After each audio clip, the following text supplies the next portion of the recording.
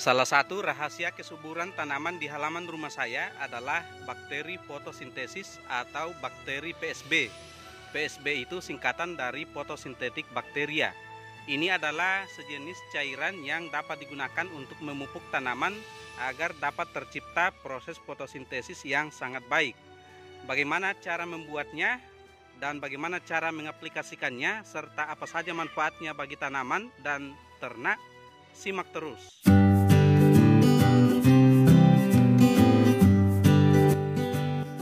Selamat sore teman-teman, apa kabar hari ini? Semoga teman-teman semua berada dalam keadaan sehat dan bahagia. Salam organik. Bakteri fotosintesis atau fotosintetik bakteria merupakan bakteri autotrof yang dapat berfotosintesis. Bakteri fotosintesis memiliki pigmen yang disebut bakteria klorofil A atau B yang dapat memproduksi pigmen warna merah, hijau hingga ungu untuk menangkap energi matahari sebagai bahan bakar fotosintesis. Ini adalah bakteri fotosintesis yang saya sudah buat kurang lebih 2 minggu yang lalu atau kurang lebih 14 hari, dan warnanya sudah berubah menjadi merah. Warnanya bisa bermacam-macam, ada yang warna merah muda atau pink hingga warna ungu gelap atau ungu kehitaman. Ini warnanya kurang lebih antara merah muda dengan coklat atau ungu. Nah, untuk membuat bakteri fotosintesis kita hanya membutuhkan 2 macam bahan, yaitu telur. Teman-teman bisa menggunakan telur apa saja, telur ayam, telur entok, telur bebek, telur burung, telur biawak atau telur apa saja. Kemudian bahan yang kedua adalah penyedap rasa atau micin. Teman-teman dapat menggunakan merek apa saja. Nah, untuk membuat ini, langkah pertama adalah kita pecahkan telur ini. Jadi 1 butir telur ditambah 1 sendok makan micin. Kemudian kita membutuhkan 3 botol air mineral seukuran 1,5 liter. Ini dia. Nah, saya akan pecahkan telur ini.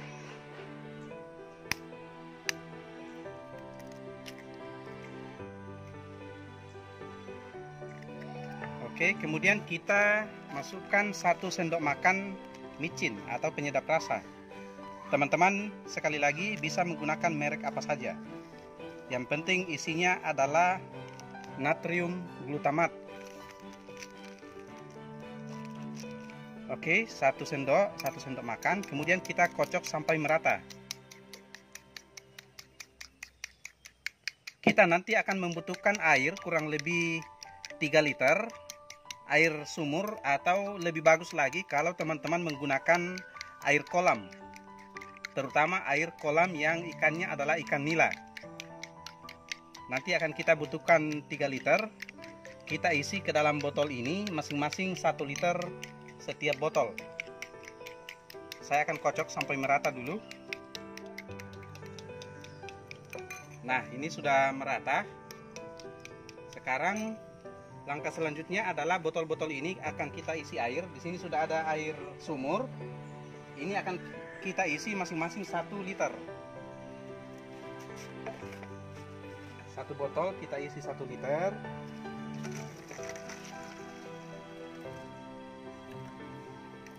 Oke.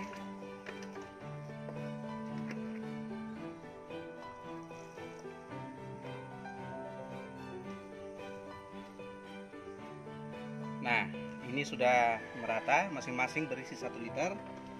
Dan sekarang kita akan masukkan campuran telur dengan micin yang sudah kita kocok sampai merata. Kita akan bagi 3 secara merata. Jadi masing-masing akan mendapat kurang lebih 3 sendok campuran telur dengan micin.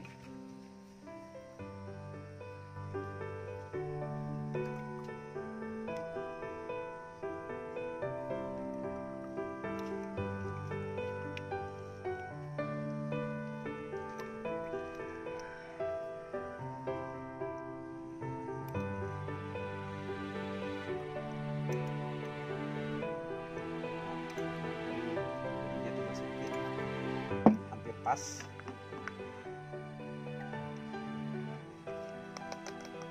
Oke. Jadi sekali lagi takarannya, kalau 1 butir telur dengan 1 sendok makan micin itu per botol mendapat kurang lebih 1 botol mendapat 3 sendok.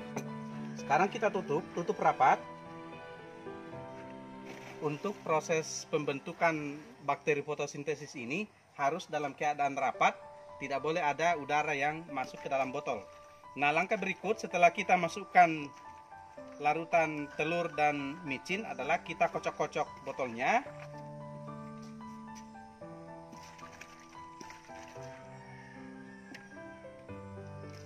Kita kocok-kocok semuanya sehingga warna awalnya adalah berwarna putih. Bakteri fotosintesis yang kita buat pada awalnya berwarna putih, dan setelah kurang lebih 2 minggu dia akan berubah menjadi merah muda kecoklatan seperti ini. Dan nanti dia semakin lama akan semakin gelap. Teman-teman menyimpannya lebih lama juga lebih bagus. Ini disimpan, bukan disimpan di ruang tertutup atau bukan disimpan di ruang yang terlindung dari matahari, tapi justru harus dibiarkan di tempat terbuka.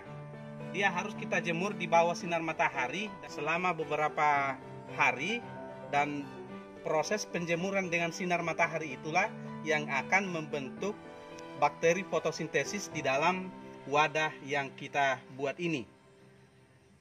Nah, bagaimana cara mengaplikasikan? Kita dapat mengaplikasikan bakteri fotosintesis ini pada tanaman dengan cara mencampurkan kurang lebih 10 ml bakteri fotosintesis ini ke dalam 1 liter air.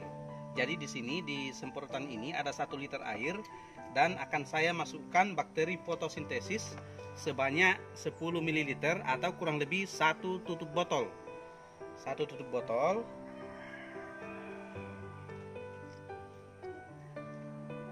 Segini saja. Kita masukkan ke dalam 1 liter air.